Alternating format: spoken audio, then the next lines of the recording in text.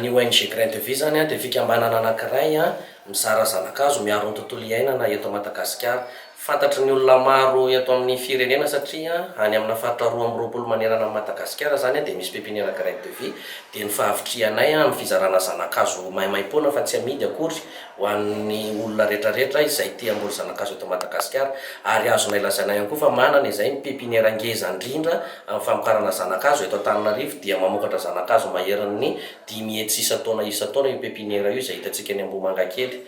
Manaraka izany dia Grain de Vie ihany koa dia miara-miasa amin'ny sehatra maro, na fikambanana na olon-tsotra na région na ny Madagascar National Park voaingana izay ao amin'ny Grain de Vie zao ny ara-nanaso ny fiara-miasa miaraka amin'ny ministère de défense.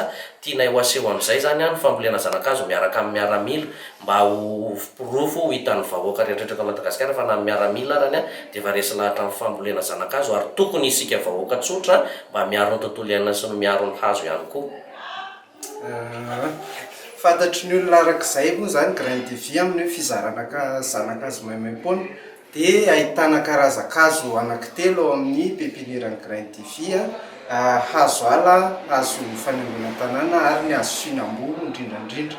Dia ny zanakazo ho an'ny Grain de Vie natao an'ny olona rehetra, ny olon-tsotra, ny mpianatra, ny fiangonana, ny association mahakasika izany, direction rehetrarehetra afaka maka ao daholo zany amin'ny fotoana famboleka azy, izay ho faritanay 20 décembre hatramin'ny 20 février eo zany ny fotoana famboleka azy ny Grain de Vie.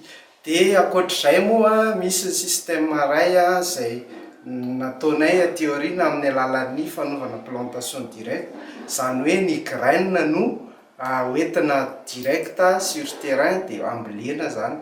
Izay rahanay miasa bebe koa amin'ny miaramila zao izay resaka plantation direct zay. Eo ihany koa ny fanaovanay reboisement na alaonko na ny mangrove any amin'ny littoral zany.